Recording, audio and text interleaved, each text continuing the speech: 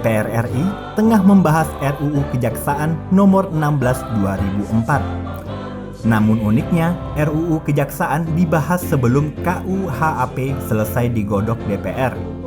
Pakar hukum pidana Romli Atmasasmita mengatakan proses menggodok RUU Kejaksaan itu payung hukumnya adalah KUHAP. Sehingga jika jaksa ingin kewenangannya diperluas lewat RUU Kejaksaan, maka harus ada payung hukumnya terlebih dahulu di KUHAP. Apabila pembahasan RUU Kejaksaan nantinya lebih dahulu selesai dan disahkan sebagai undang-undang, sementara KUHAP belum usai dibahas, bukankah yang terjadi adalah tabrakan? Proses kontradiksi seperti ini seolah menggambarkan penanganan kejaksaan dalam menyidik suatu perkara. Contohnya, perkara terkait keterlibatan oknum jajarannya di kasus Joko Chandra.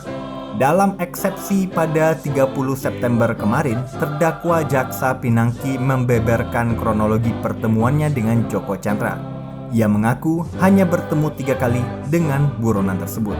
Namun, Agustus lalu, Kapus Penkum Kejagung Hari Setiono mengatakan, berdasarkan pemeriksaan, Jaksa Pinangki telah 9 kali bertemu Joko Chandra. Pertemuan dilakukan di Singapura dan Malaysia.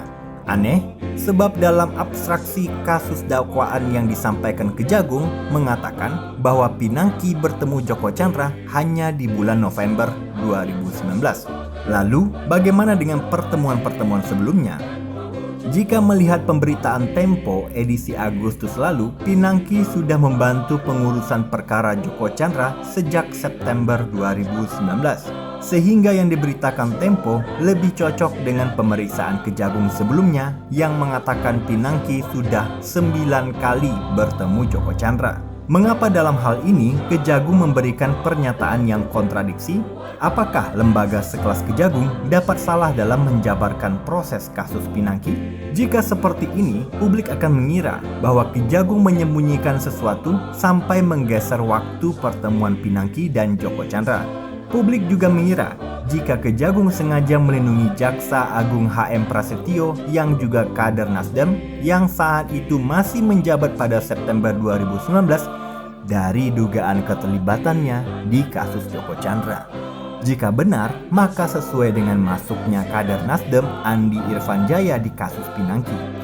Namun, HM Prasetyo membantah mengenal Andi Irfan meski keduanya berasal dari Partai Nasdem.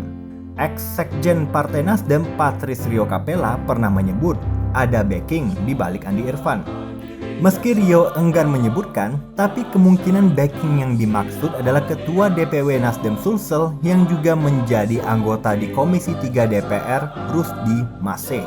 Selain itu, kemungkinan Rusdi Mase juga tak bekerja sendiri. Ada dugaan kuat keterlibatan Waketum DPP Nasdem Ahmad Ali yang berada di belakangnya.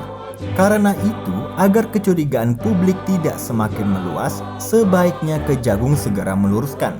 Jangan sampai informasi yang beredar di ruang publik bertabrakan dengan fakta yang dibeberkan di persidangan. Kemudian, jangan sampai wewenang lebih yang ingin didapatkan kejaksaan lewat RUU Kejaksaan tercoreng dengan amburadulnya kronologi kasus Jaksa Pinangki yang merupakan buah dari hasil penyidikan kejaksaan.